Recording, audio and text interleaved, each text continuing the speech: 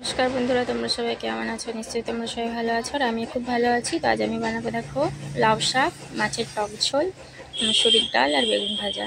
तो एदिके सब काटाकुटी रेडी हो गेछे आमार और एदिके एकटु तेतुल भिजिए रेखेछि और टक झोलेर जोन्नो मशला बेटे रेखेछि। निये नियेछि मुसुरिर डाल।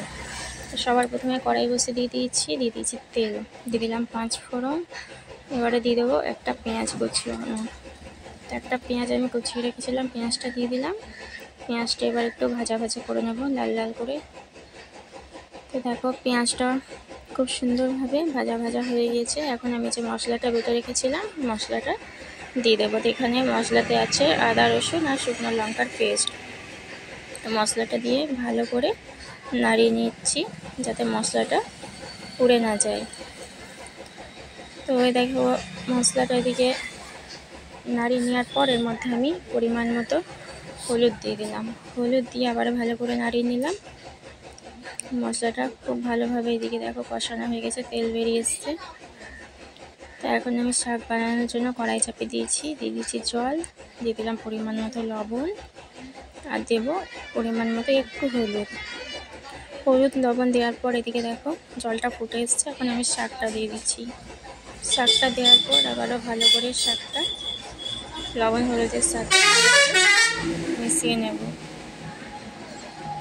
শাকটা থেকে জল বেরিয়ে আসবে, ওই জলেই শাকটা সেদ্ধ হয়ে যাবে। তো শাকটা থেকে সেদ্ধ হতে থাক। এদিকে আমি যে টক ঝোলের মশলাটা করছিলাম মশলাটা প্রায় ভাজা ভাজা হয়ে গিয়েছে, খুব সুন্দরভাবে কালার এসছে।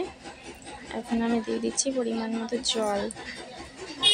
পরিমাণ মতো জল দিয়ে ভালো করে আমি ফুটিয়ে নেব।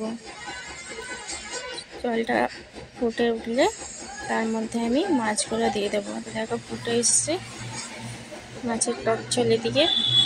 তো মাছগুলো দেওয়ার পর ভালো করে নাড়িয়ে নিলাম। কিছুক্ষণ ফোটার পর 5 মিনিট মতো ফোটার পর এখন আমি তেঁতুলের জলটা দিয়ে দিলাম। তেঁতুলের জলটা দিয়ে আবারও ভালো করে 10 মিনিট মতো ফুটিয়ে নেব। দেখো এদিকে মাছের টক ঝোল আমার রেডি হয়ে গেছে আর এদিকে যে শাকটা বসেছিলাম শাকটাও প্রায় সিদ্ধ হয়ে গেছে, খুব সুন্দরভাবে শাকটা সেদ্ধ হয়ে গেছে। এখন আমি শাকটা নামিয়ে নেব। আর এদিকে কড়াই চাপিয়ে দিয়েছি, কড়াই দিয়ে দিয়েছি তেল। এখন আমি বেগুনগুলো সব ভেজে নেব। আজ বানাবো বেগুন ভাজার ভর্তা। সবার প্রথমে বেগুনগুলো ভেজে নিচ্ছি নুন হলুদ মাখিয়ে। ওর মধ্যে দিয়ে দিচ্ছি 4 থেকে 5টা রসুনের কোয়া। তো রসুনের কোয়া দেওয়ার পর ভালো করে আমি ঢাকা দিয়ে বেগুনটা সেদ্ধ করে নেব। আর এদিকে শাকটা ভাজার জন্য কড়াই চাপিয়ে দিয়ে দিয়েছি তেল। এখন আমি রসুন আর লঙ্কাটা দিয়ে একটু লাল লাল করে ভেজে নেব। তো এখন রসুনটা ভাজা হয়ে গেছে, এখন আমি শাকটা দিয়ে দিলাম। শাকটা দিয়ে ভালো করে ভাজা ভাজা করে নেব। আর এদিকে দেখো বেগুনগুলো খুব সুন্দরভাবে ভাজা হয়ে গিয়েছে, রসুন সেদ্ধ হয়ে গেছে আর বেগুনটাও একদম ভাজা হয়ে গেছে। এখন আমি দিয়ে দিলাম একটা পেঁয়াজটা দিয়ে ভালো করে একসাথে ভেজে নেব। তো এদিকে বেগুন ভাজা আমার রেডি। আর এদিকে ওই তেলে আমি শুকনো লঙ্কা ভেজে নিচ্ছি বেগুন ভর্তাতে দেওয়ার জন্য। এদিকে শুকনো লঙ্কাটাও আমার প্রায় ভাজা হয়ে গিয়েছে, একদম লাল করে ভেজে নিয়েছিলাম। আর এদিকে দেখো রসুন পেঁয়াজ শুকনো লঙ্কার লবণ একসাথে একটু মাখিয়ে নিচ্ছি।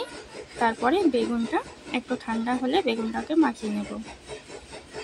দেখো এদিকে বেগুনটা এবার সিদ্ধ হয়ে গিয়েছে খুব সুন্দরভাবে আর ঠান্ডাও হয়ে গিয়েছে। তো বেগুনের ভর্তাটা এবার মেখে নিচ্ছি। দেখো এদিকে হয়ে গেছে বেগুন ভাজা ভর্তা, খুব সুন্দর লাগে খেতে। তো তোমাদের ভালো লাগলে লাইক করো, কমেন্ট করো আর সাবস্ক্রাইব করতে ভুলো না।